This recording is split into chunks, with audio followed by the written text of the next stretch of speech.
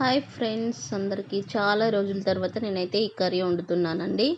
ఇంకా ఇంట్లో వెజిటబుల్స్ ఇట్లా అన్నీ అయిపోయినాయి ఫ్రెండ్స్. అందుకోసమనైతే అవి కొంచెం అన్నీ ఫ్రిడ్జ్ అంతా ఖాళీ అయిపోయింది. వెతికితే ఇవి దొరికినాయి. వీటితో పాటు నేనైతే ఈ కర్రీ ప్రిపేర్ చేశానండి. ముందుగా అయితే ఆయిల్ వేసుకొని కొంచెం అది సాజీరా, ఒక 2 లవంగాలు, ఇలాచి, చెక్క వేసేసానండి. ఒక బిర్యానీ ఆకు వేసేసి ఆనియన్ అయితే ఒక చిన్నది ఉల్లిగడ్డ అయితే తీసుకున్నానండి. ఇంకా అవి కూడా సన్నగా కట్ చేసుకొని మంచి ఫ్రై చేసుకోవాలి.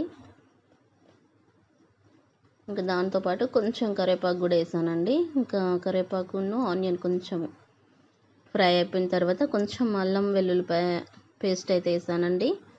మరీ అంత పేస్ట్ అయితే పట్టలేదు, కొంచెం కచ్చాపచ్చగా అయితే దంచుకున్నానండి ఇక్కడ ఫ్రెష్ది.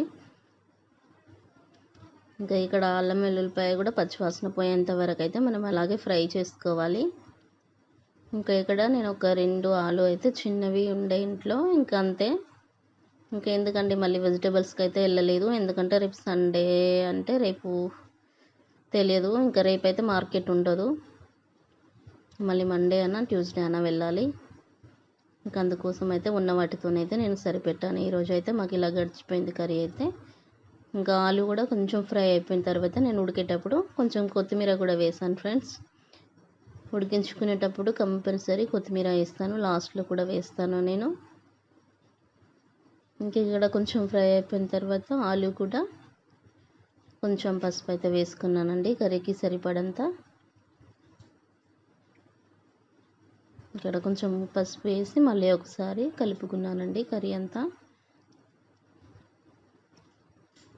ఇంకా ఇక్కడ కొంచెం కలుపుకున్న తర్వాత మళ్ళీ టమాటోస్ అయితే వేసాను ఫ్రెండ్స్. టమాటాలు అయితే ఒక 4 పెద్ద సైజువే ఉండి, చాలా టమాటాలు ఉండే, ఇంకా 4. ఇంకా అందులోంచి ఒకటి ఏం తీయాలనేసి 4 అయితే కట్ చేసేసాను.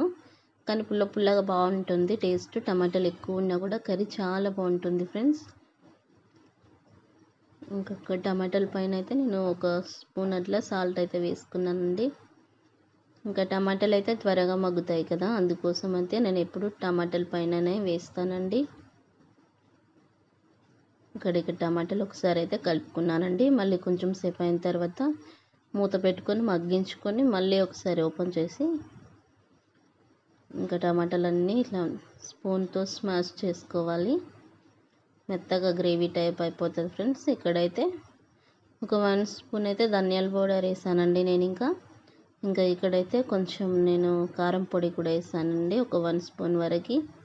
ఎందుకంటే ఇంకా ఇక్కడ కొంచెం గరం మసాలా వేస్తున్నాను కదా, మళ్ళీ ముందు కూడా మనం హోల్ గరం మసాలా వేసాం కదా, స్పైసీ అయిపోతుంది కదా, అందుకోసం అయితే 1 స్పూన్ కారం అయితే వేసాను, సరిపోతుంది నాకు. ఇంకా ఇక్కడైతే మీల్ మేకర్ వేసాను ఫ్రెండ్స్. మీల్ మేకర్లో కూడా 2 రకాలు ఉంటాయండి. ఒకటి రౌండ్ షేప్లో ఉంటాయి, ఇంకొకటేమో నార్మల్గా అది ఇంకా షేప్ అనేది ఏముండదు, అది ఏమో కొంచెం స్టిఫ్గా ఉంటాయి గట్టిగా. ఇది మాత్రము చాలా త్వరగా మెత్తబడిపోతాయి ఫ్రెండ్స్ మనం కర్రీలో వేసినప్పుడు, అందుకోసం అయితే నేను లాస్ట్లో వేసాను. ఇంకా హాట్ వాటర్లో అయితే నేను వేసేసి కొంచెం గట్టిగా వాటర్ అంతా పిండేసుకొని పక్కనైతే పెట్టి నేను లాస్ట్లో యాడ్ చేశాను, ఎందుకంటే త్వరగా మెత్తగా అయిపోతాయండి ఇవి. ఇంకా ఇక్కడైతే లాస్ట్లో నాకు కర్రీ మొత్తం కంప్లీట్ అయిపోయింది ఫ్రెండ్స్. లాస్ట్లో కొంచెం కొత్తిమీర కూడా యాడ్ చేశానండి.